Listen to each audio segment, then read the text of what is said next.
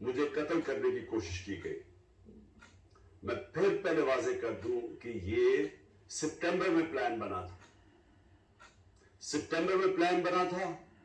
24 September کو اس plan کا میں نے پبلک جلسے کے اندر میں نے یہ بتایا کہ یہ پلان بنا ہے. میرے خیال میں جلسہ رحیم اور خان تھا کہ یہ کس طرح دینی انتہا پسند کے اوپر ڈالیں گے.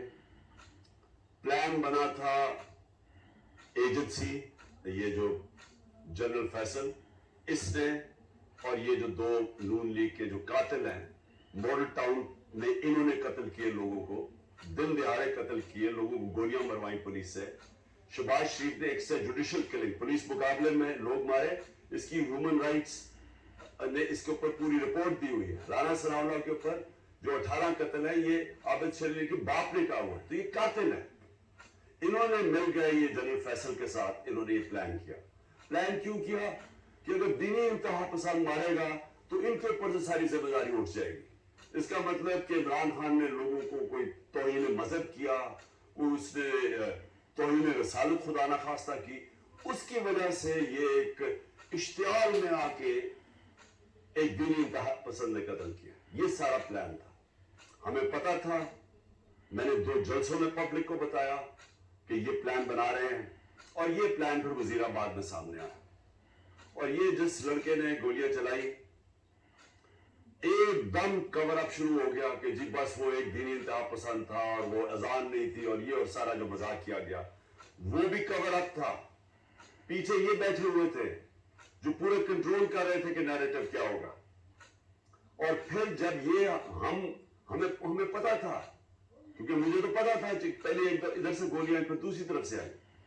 یہ بھی کہا گیا کہ نہیں جی یہ تو صرف ایک، اور وہ کہتا ہے اگر کسی کو شک ہونا چاہیے تو وہ جب خود کہتا ہے کہ جی میں اکیلے نے کیا ہے، تو ادھر سے بھی پتہ چل جانا چاہیے کہ پیچھے سے اس کو طوطے کو پڑھایا جا رہا تھا.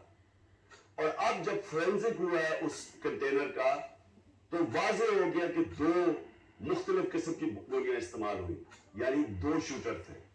تو جو سارا ان کا پلان بنا ہوا تھا کہ سلمان تاثیر کا قتل ہوا، دینی انتہا پسند نے کیا، وہ سارا وہ ختم ہو گیا.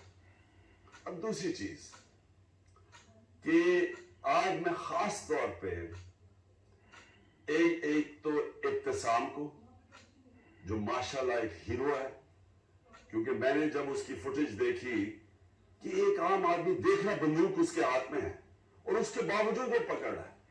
میں تو پہلے اس کو سلام کرنا چاہتا ہوں کہ ہمارے نوجوانوں میں اس طرح کا جذبہ ہے. یعنی ایسے ہمارے نوجوان ہیں جو کہ اپنی جان خطرے میں ڈال کے اور وہ بچانے کی کوشش کر رہے تھے. مجھے تو میں تو اس کو اب میں کیا کہوں گے، شکر ہے. میں تو اس کی والدہ کا بھی شکریہ ادا کیا کہ آپ نے ایسے اپنے بیٹے کو تربیت کی. دوسرا جو سب سے بڑی ٹریجڈی تھی وہ موزن شہید کی تھی، اور وہ ہم سب سے دیکھی نہیں گئی وہ تصویریں کہ 3 بچے اس کے بیٹھے ہوئے ہیں اور باپ کو جگانے کی کوشش کر رہے ہیں.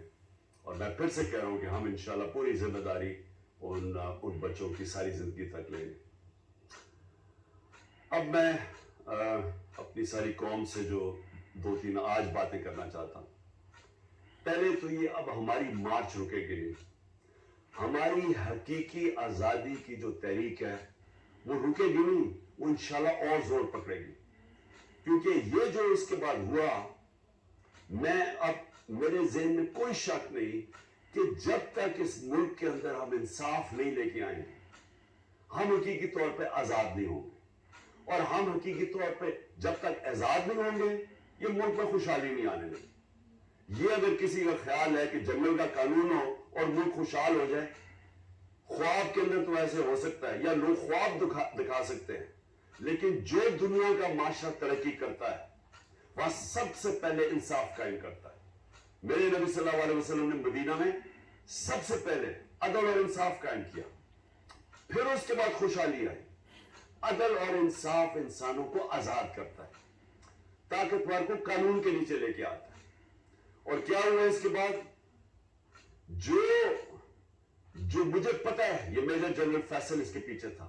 مجھے پتا ہے کہ جب سے میجر جنرل فیصل آیا اور ساتھ اس کے فہیم آیا ہے، انہوں نے تب سے ہمیں اس طرح دہشت گردوں کی طرح انہوں نے ہمارے اوپر ظلم کیا.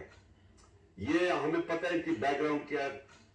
بلوچستان میں انہوں نے دہشت گردوں کو کہتے تھے جی بڑا یہ تکڑے ہیں. اللہ معافی دے کہ اگر یہ اس طرح کے لوگ ہیں دہشت گردی کم نہیں ہوگی. ان کی حرکتوں سے دہشت گردی بڑھے گی. جو ہمارے سے انہوں نے کیا ہے، جو صحافیوں سے کیا ہے، جو ارشد شریف سے انہوں نے کیا ہے. ارشد شریف کی مجھے پتا ہے، ارشد شریف جب مجھے کہہ رہا تھا کون کون اس کو دھمکیاں دے رہا تھا جو ملک سے باہر گیا. اور ارشد شریف میں بعد میں بات کروں گا. اس سے پہلے اعظم سواتی سے جو انہوں نے کیا، یہ جب سے یہ آیا ہے میجر جنرل فیصل، تب سے صحافیوں کو، سوشل میڈیا کو، ٹی وی چینلز کو دھمکیاں کہ جی عمران خان کی پروجیکشن نہیں کرنی. اور تب سے انہوں نے فیصلہ کیا کہ یہ اب ہمیں جس طرح دہشت گردوں کو خوف دلاتے ہیں، دہشت دلاتے ہیں، وہ انہوں نے ہمارے ساتھ کیا. یہ جو ایف آئی آر رجسٹر نہیں ہو رہی، میں پاکستان کا ایکس پرائم منسٹر ہوں، میں سب سے بڑی پارٹی کا سربراہ ہوں. میں اپنی ایف آئی آر رجسٹر نہیں کر سکا کیونکہ میجر جنرل فیصل کا نام آ گیا. یہ کوئی ایسا آدمی ہے جس کے اوپر پاکستانی قانون ہی لگتے ہیں. D G I S P R کہتا ہے کہ جو ہماری فوج کی توہین ہوگی. فوج کی توہین تب ہوگی اگر فوج ایکشن نہیں لے گی.